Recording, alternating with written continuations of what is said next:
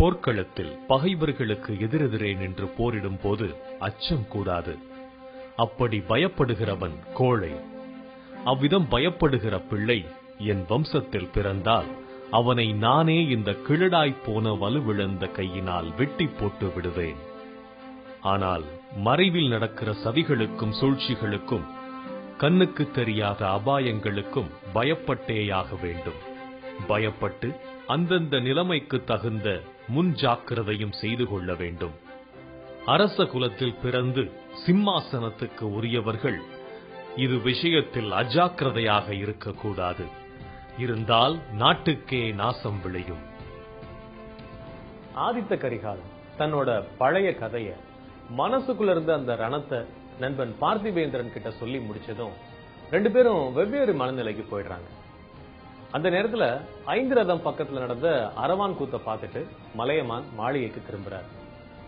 அங்க பேரனும் பார்த்திபேந்திரனும் இன்னும் தூங்காம கதை பேசிக்கிட்டு இருக்கத பார்த்துட்டு, இன்னும்மா நீங்க தூங்கல பார்த்திபேந்திரா, நீ நாளைக்கு இலங்கை கிளம்பணுமே, போய் தூங்கு அப்படின்னு சொல்றாரு. பார்த்திபேந்திரனை எதுக்காக இலங்கைக்கு அனுப்புறாங்க? மலையமான் மனசுல இருந்த அந்த எண்ணம் தான் என்ன? மலையமான் கதாபாத்திரம் இந்த நாவல் முழுக்க நம்மோட பயணம் செய்யல. ஆனா மலையமான் மூலமா தான் கல்கி சோழ வரலாற்ற பல இடங்கள்ல சொல்றார். ஆதித்த கரிகாலனை எப்பவுமே வழி நடத்துறது தாத்தா மலையமான் தான். ஒவ்வொரு முறையும் அவர் ஆதித்த கரிகாலன் பேசும்போது ஒரு மந்திரி மாதிரி சிறந்த ஆலோசகராகவும், போர் பத்தி பல தகவல்களை சொல்லக்கூடிய ஒரு மூத்த தளபதியாகவும், தன்னோட அனுபவங்களை கத்துத்தர ஒரு குருவாகவும் இருக்காரு. மலையமானோட முன்னோர்கள் பல வருடங்களா சோழ வம்சத்தோட நட்பு பாராட்டுறதும் சம்பந்தி உறவு முறையிலையும் இருந்திருக்காங்க. பல போர்க்களங்கள்ல சோழ மன்னர்களுக்கு உறுதுணையாவும் இருந்திருக்காங்க. மலையமான் சொல்ற சில விஷயங்கள் ரொம்ப சரியானதாகவும் அவரோட அத்தனை வருஷ அரசியல் அனுபவத்தையும் காட்டுறதா இருக்கு. சுந்தர சோழர் உடல்நிலை சரியில்லாம இருக்கிற இந்த சமயத்துல பழுவேட்டரையர்கள் தலைமையில சிற்றரசர்கள் சேர்ந்து சோழ நாட்டுக்கு எதிராக சதி பண்ணும்போது யார் கழுத்துல கத்தி விழும்னே தெரியாது. இப்படிப்பட்ட சமயத்துல சோழ நாட்டு வாரிசுகளான ஆதித்த கரிகாலனும் அருள்மொழிவர்மனும் சேர்ந்தேதான் இருக்கணும்னு மலையமான் சொல்றார். அதுக்காக பார்த்திபேந்திரனை அனுப்பி அருள்மொழிவர்மன் கிட்ட நிலைமையை எடுத்து சொல்லி அவனை இங்க அழைச்சிட்டு வரணும்னு பார்த்திபேந்திரனை இலங்கைக்கு போக சொல்றார். ஆதித்த கரிகாலன் பெரிய வீரன் அப்படிங்கறதுல மலையமானுக்கு எந்த சந்தேகமும் இல்ல. ஆனா போர்க்களங்களை காட்டிலும் அதிக ஆபத்து சதி வேளைகள்ல தான் அவருடைய அனுபவம் கத்து தந்திருக்கு. அதுக்கு உதாரணம் தக்கோல போர். பொன்னியின் செல்வனோட வாசகர்களுக்கு தமிழகத்தில் நடந்த 3 போர்களை பத்தின விவரங்களும் வர்ணனைகளும் நிச்சயமா தெரிஞ்சிருக்கும். ஒன்னு திருப்புரம்பியம் போர், இன்னொன்னு தக்கோலம் போர், அப்புறம் சேவூர் போர். இந்த 3 போர்களை பத்தின விவரங்களையும் பொன்னியின் செல்வன்ல கல்கி தொடர்ச்சியா குறிப்பிட்டிருப்பார். இதுல தக்கோலம் போர் நடந்த இடத்துக்கு தான் இப்ப நான் போக போறேன்.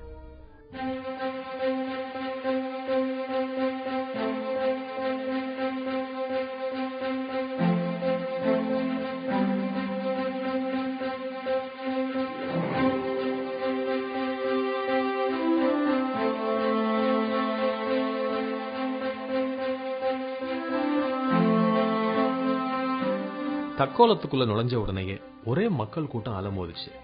நான் ஏடா இவ்வளவு கூட்டம்னு ஆச்சரியப்பட்டேன். அதுக்கப்புறம் தான் தெரிஞ்சது அந்த ஊர்ல அன்னைக்கு வார சந்தைன்னு.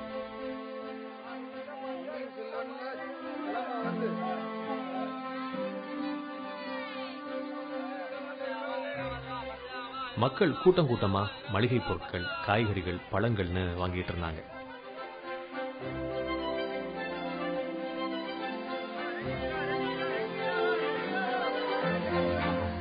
அந்த சந்தையோட நெரிசல்ல நான் சோழ தேசத்தின் நினைவுகளோட ஏற்பனேன்.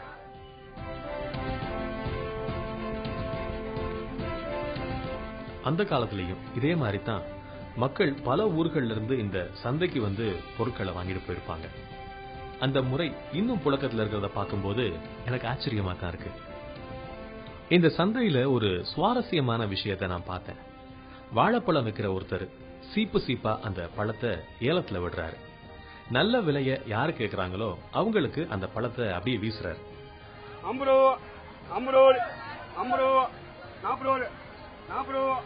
இத பார்க்கும்போது எனக்கு அந்த காலத்துல நடைமுறையில் இருந்த இந்த பண்டமாற்று முறை தான் ஞாபகத்துக்கு வந்துச்சு. இந்த தக்கோலம் அரக்கோணத்துல இருந்து ஒரு 10 கிலோமீட்டர் தூரத்துல இருக்கு. இந்த ஊருக்கு திருவூரல் அப்படின்றது பழைய பேர். இங்க உமாபதீஸ்வரர் ஆலயத்துல உள்ள நந்தியோட வாயிலிருந்து எப்பவும் தண்ணீர் வடிஞ்சுகிட்டே இருக்குமா. இப்ப கொஞ்ச காலமா தான் இப்படி தண்ணீர் வர்றது நின்னு போயிருக்குன்னு சொல்றாங்க. எப்பவும் தண்ணீர் ஊறிக்கிட்டே இருந்ததுனாலதான் திருவூரல் அப்படின்னு அந்த காலத்துல அழைக்கப்பட்டிருக்கு.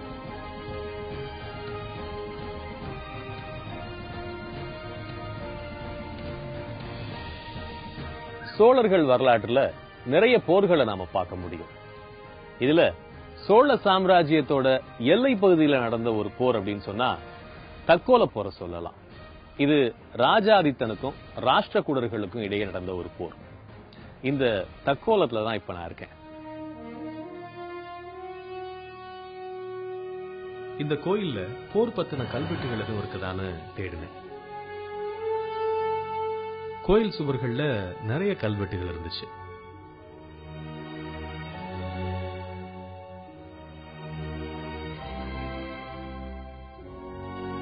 இந்த கல்வெட்டுகள்லாம் தக்கோல போரோட தொடர்புடையதாத்தான் இருக்கணும். இந்த கல்வெட்டுகளை பார்த்த உடனே இந்த தக்கோலத்துல போர் நடந்த இடம் எங்க இருக்கும், அது இப்ப எப்படி இருக்கும் அப்படின்னு பாக்குறதுக்கு ரொம்ப ஆர்வமா இருந்துச்சு. என்னோட நினைவுகள் போர் நடந்த இடம் எப்படி இருக்கும் அப்படின்னு சிந்திக்க தொடங்குச்சு. இங்க உள்ள ஜலநாதீஸ்வரர் கோயில்ல இந்த போர் தொடர்பான கல்வெட்டுகள்லாம் இருக்கு அப்படின்னு சொன்னாங்க. அதை பாக்குறதுக்காக தான் வந்தேன். இங்க அந்த கோயிலோட சுற்றுச்சுவர்கள்ல அந்த கல்வெட்டுகள் எல்லாம் பார்க்க முடியுது. இங்க வந்ததுக்கு அப்புறம் தான் தெரிஞ்சது அந்த போர் நடந்த இடம், போர்க்களம் இன்னும் ஊருக்கு வெளியில இருக்கு அப்படின்னு இங்க உள்ள மக்கள் சொன்னாங்க. அந்த போர்க்களத்தை தான் இப்ப அடுத்ததா நான் போய் பார்க்க போறேன். அது இப்ப எப்படி இருக்கு, எந்த வடிவத்துல இருக்கு அப்படின்னு எனக்கு எதுவுமே தெரியாது. அங்க போய் தான் பார்க்கணும். சோழ சாம்ராஜ்யத்தை பொறுத்த வரைக்கும் முக்கியமான போர் இந்த தக்கோலம் போர். தக்கோலம் போர் நடந்த இடத்துல தான் regional training centre for the central industrial security போர்சஸ்ன்ற நம்ம நாட்டு ராணுவத்தோட ஒரு பிரிவு இப்ப செயல்பட்டு வருது. இந்த போர் நடந்த இடத்துல இப்ப நம்ம ராணுவ வீரர்கள் பயிற்சி செஞ்சுக்கிட்டு இருக்காங்கன்னு நினைக்கும் போது காலங்காலமா அந்த இடத்துக்கும் வீரத்துக்குமான தொடர்பு உண்மையிலேயே என்ன ஆச்சரியப்பட வைக்குது.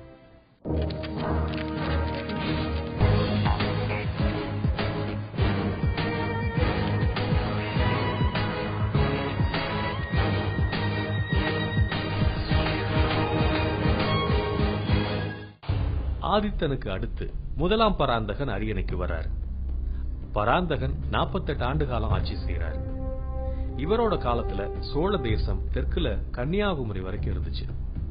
தொடர்ந்து பல போர் செஞ்சு பல இடங்களை பராந்தகன் கைப்பற்றினார். பராந்தகனுக்கும் பாண்டிய மன்னன் ராஜசிம்மனுக்கும் நடந்த வெள்ளூர் போர்லயும் வெற்றி பராந்தகனுக்கு தான். இப்படி பல வெற்றிகள் மூலமா நாடு வளர்ந்தது. ஆனா படைகளை பெருக்கி அதை வலிமையானதா மாத்துறதுக்கு பராந்தகனுக்கு நேரம் இல்ல, அதுக்கு வாய்ப்பும் அமையாம போச்சு. ஆங்காங்கே பராந்தகன் கிட்ட தோல்வி அடைஞ்ச சிற்றரசர்கள் பராந்தகனை எப்படா பழி வாங்கலான்னு காத்துக்கிட்டு இருந்தாங்க. ஒரு பக்கம் மேலக்கங்கர்கள் சோழ நாட்டு எல்லைக்குள்ள புகுந்து ஆணிரைகளை கவர்ந்துட்டு போனாங்க. ஆணிரை கவர்தல் அப்படின்றது எதிரி நாட்டு மாடுகளை திருடிட்டு போறது. இதன் மூலமா போருக்கு நாங்க தயார்னு அறிவிக்கிறது. ராஷ்டிரகூடர்கள், கீழை சாளுக்கியர்கள், வாணர்கள், வைதும்பராயர்கள், மேலக்கங்கர்கள் இப்படி நாலா பக்கமும் சோழ நாட்டை பகை நெருங்க ஆரம்பிச்சது. இதனால பராந்தகன் தற்காப்புக்காக தன்னோட மூத்த மகன் ராஜாதித்தனை திருமுனைப்பாடி நாட்டுல நிக்க வச்சிருந்தாரு. ராஜாதித்தன் தலைமையில பெரிய யானைப்படையும் குதிரைப்படையும் இருந்துச்சு. எத்தனை நாள் பகைவர்களால அமைதியா இருக்க முடியும்? போர் தொடங்குச்சு. கிபி 949 சோழ வரலாற்றுல மறக்காத தக்கோல போர் நடந்த வருஷம். ரொம்ப உக்கிரமான போர். மும்முரமா போர் நடந்துகிட்டு இருக்கும் போது ராஷ்டிரகூட படை தலைவன்ல ஒருத்தனான பூதகன் அப்படிங்கிறவன் ராஜாதித்தன் உட்கார்ந்து இருக்கிற யானை மேல ஏறி கத்தியால ராஜாதித்தனை குத்தி கொன்னுடுறான். இதனால போர்க்களமே ஸ்தம்பிச்சு போச்சு. தலைவன் இல்லாத சோழ படை வீரர்களால ஒன்னும் பண்ண முடியல. அதனால ராஷ்டிரகூட அரசர்கள் போர்ல வெற்றி அடைஞ்சிடறாங்க. யானை மேல போரிட்டு இருந்ததுனால ராஜாதித்தனுக்கு யானை மேல் துஞ்சிய தேவர் அப்படின்னு ஒரு பட்டப்பெயர் இருக்கு. மூத்த மகனை இழந்த துக்கம் பராந்தகனுக்கு ரொம்பவே அதிகமா இருந்துச்சு. பராந்தகன் இறந்ததுக்கு அடுத்தபடியா கண்டராதித்தன் ஆட்சிக்கு வர்றாரு. இவருக்கு போர்கள்ல எல்லாம் விருப்பம் இல்ல. கண்டராதித்தன் வெறும் 4 வருஷங்கள் மட்டுமே ஆட்சி செய்யறார். இவருக்கு பிறகு இவருடைய தம்பி அரிஞ்சயனின் மகன் சுந்தர சோழர் ஆட்சிக்கு வர்றார். இவரோட ஆட்சி காலத்துல ராஷ்டிரகூடர்களால திரும்பவும் பிரச்சனை ஏற்படுது. அவங்களை அடக்கி தொண்ட மண்டலத்தை தன்னோட கட்டுப்பாட்டுக்குள்ள கொண்டு வர்றாரு சுந்தர சோழர். அதுக்கப்புறம் பாண்டியர்களோட எல்லை பிரச்சனை வருது. பாண்டியர்களோட நடந்த போருக்கு தன்னோட மூத்த மகன் ஆதித்த கரிகாலனை அழைச்சிட்டு போறாரு சுந்தர சோழர். அந்த போர் தான் சேவூர் போர். சேவூர் காட்பாடி தாலுகாவுல வேலூர்ல இருந்து சுமார் 8 கிலோமீட்டர் தூரத்துல இருக்கு. இங்கதான் வீரபாண்டியன் தலைமையில பாண்டியர்களுக்கும் சுந்தர சோழர் தலைமையில சோழர்களுக்கும் போர் நடந்துச்சு. இந்த சேவூர் போர்ல பாண்டியனோட யானை படைகள் தான் அதிகமா சேதமடைஞ்சது. நூற்றுக்கணக்கான யானைகள் போர்ல வெட்டுப்பட்டிருக்கு. அந்த யானைகளோட ரத்தம் ஆறு மாதிரி பாஞ்சு ஓடுனதா வரலாற்றுல பதிவாயிருக்கு. இந்த போர்ல தான் ஆதித்த கரிகாலன் தன்னோட வீரத்தை காட்டினான். தோத்து போய் ஓடின வீரபாண்டியனை விடாம துரத்திட்டு போய் அவனோட தலைய வெட்டி வீழ்த்தினதுக்கு பின்னாடி இருந்த கதையை தான் ஆதித்த கரிகாலன் பார்த்திபேந்திரன் கிட்ட சொல்லிட்டு இருந்தான்.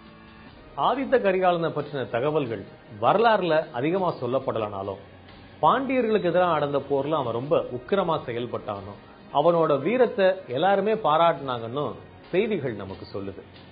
இத அடிப்படையா வச்சுதான் மலையமான் ஆதித்த கரிகாலனை பாராட்டி பேசுற இடங்களை கல்கி எழுதி இருக்கிறார்.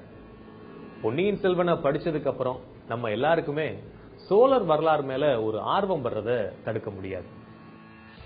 அப்படி வந்த ஆர்வத்துல தான் நானும் பல புத்தகங்களை தேடி படிச்சேன். அதுல கிடைச்ச சில தகவல்கள் எனக்கு ஆச்சரியத்தை கொடுத்தது. இன்னைக்கு வரைக்கும் தாத்தா பாட்டியோட பேரை பேரன் பேத்திகளுக்கு வைக்கிற பழக்கம் நம்ம கிட்ட இருக்கு. சோழர்கள் காலத்திலையும் சில அரசர்களுடைய பெயர்கள் திரும்ப திரும்ப வரும். அதனால ஒரே பேர் இருக்கிறவங்களோட பேருக்கு முன்னாடி முதலாம் இரண்டாம் அப்படின்னு சேர்த்துக்குவாங்க. சோழ மன்னர்கள்ல ஆதித்தன் அப்படிங்கிற பேர் எனக்கு தெரிஞ்ச வரைக்கும் 4 பேருக்கு இருந்திருக்கு. முதலாம் ஆதித்த சோழன், ராஜாதித்தன், கண்டராதித்தன், ஆதித்த கரிகாலன். இதுல முதலாம் ஆதித்தன் தவிர மத்த 3 பேரும் அரியணையில நிலைச்சிருக்கல. இது ஒரு சாதாரண ஒப்பீடுதான்.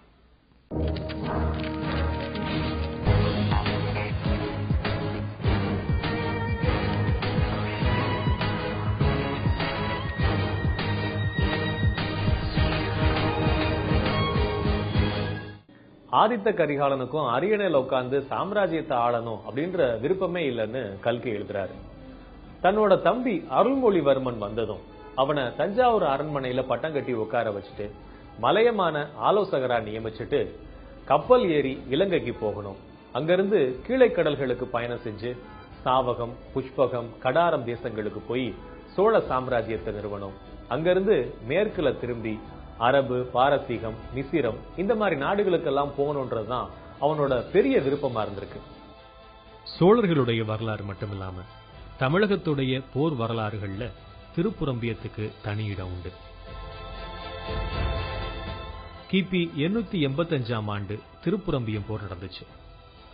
இது பல்லவ மன்னன் அபராஜிதனுக்கும் பாண்டிய மன்னன் வரகுணவர்மனுக்கும் இடையே நடந்த போர்.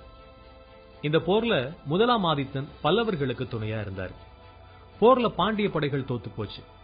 இந்த போருக்கு பிறகு சிற்றரசர்களா இருந்த சோழர்களோட ஆட்சி விரிவடைய ஆரம்பிச்சது. இந்த போர்ல முதலாம் ஆதித்தனோட அப்பா விஜயாலயன் கலந்துகிட்டாரா இல்லையா அப்படிங்கறதுல இருவேறு கருத்துகள் இருக்கு. போர் நடந்த காலகட்டமான கிபி 885ல விஜயாலயன் உயிரோட இல்ல, அவர் 881லேயே இறந்து போயிட்டார் அப்படின்னு சோழர் கால செப்பேடுகள் அப்படிங்கிற புத்தகத்துல சொல்லப்பட்டிருக்கு. சோழர்களோட வரலாற்று புத்தகத்திலையும் விஜயாலயன் காலம் கிபி 880 வரதான்னு சொல்லி இருக்கு. ஆனா பொன்னியின் செல்வன்ல கல்கி கூட விஜயாலயன் திருப்புரம்பியம் போர்ல கலந்துகிட்டாரு அப்படின்னு தான் எழுதுறாரு. இந்த போர்ல பல்லவன் அபராஜிதனுக்கு சாதகமா நின்ன முதலாம் ஆதித்தன் தான் 10 வருஷம் கழிச்சு அபராஜிதனையே தோற்கடிச்சு சோழ சாம்ராஜ்யத்தை நிறுவுறாரு.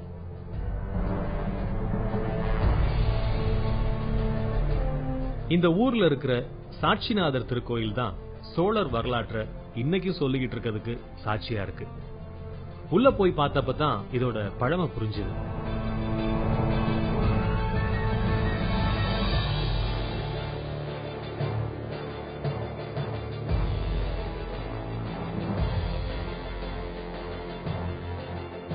இந்த கோயிலை பார்க்கும்போதுதான் எனக்கு போர் பத்தின நினைவுகள் வர ஆரம்பிச்சது.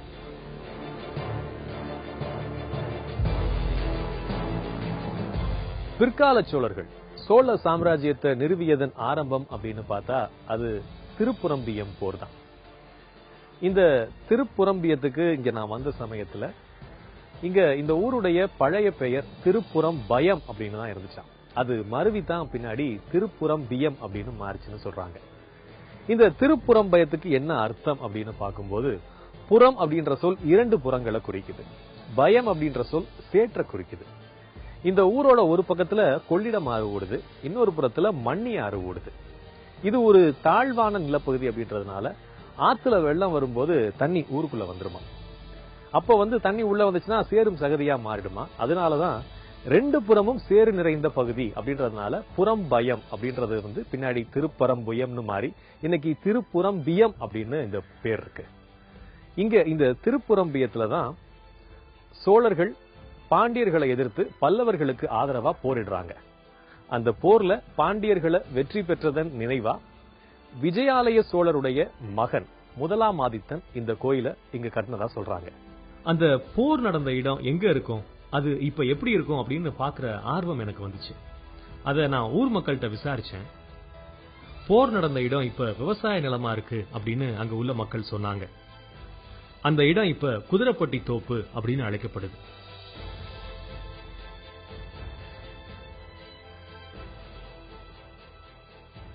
இங்க உள்ள மக்கள்கிட்ட சோழர்கள் காலத்துல போர் நடந்த இடம் எங்க இருக்கு அப்படின்னு கேட்ட சமயத்துல, அதெல்லாம் இப்ப எங்க சார் இருக்கு, எல்லாம் வயக்காடா மாறி போச்சு அப்படின்னு தான் சொன்னாங்க.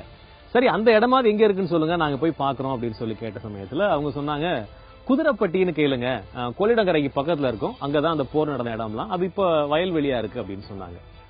அப்புறம் சிலர்கிட்ட கேட்ட சமயத்துல உதிரப்பட்டி அப்படின்னு சொன்னாங்க. குதிரை உதிரையா மாறிடுச்சு. இந்த 2 பேர்களை கேட்டப்ப கூட எனக்கு ஒன்னும் பெருசா தோணல. சில பெரியவங்க கிட்ட கேட்டப்பதான் இதனுடைய உண்மையான பேரை சொன்னாங்க. அது உதிரம் பட்ட தோப்பு. இந்த பேரை கேட்ட உடனே கொஞ்சம் பயம் வந்துருச்சுங்க. அதாவது போர்ல அந்த உதிரம் சிந்தின இடம், அதை வச்சுதான் உதிரம் பட்ட தோப்பு. இன்னைக்கு எல்லாம் வயல்வெளியா மாறி போயிட்டதுனால இந்த தோப்பு அப்படின்னு சொல்றாங்க. அந்த உதிரம் பட்ட தோப்பு தான் இது. இந்த இடத்துக்கு பக்கத்துல பரிகாரி தோப்பு அப்படின்ற ஒரு இடமும் இருக்கு அப்படின்னு சொல்றாங்க. அது குதிரைகள் எல்லாம் கட்டி வைக்கப்பட்ட இடமா. இந்த சுத்து வட்டாரத்துல தான் போர் நடந்ததா சொல்லப்படுது. இன்னைக்கு விவசாய பூமியா மாறிடுச்சு.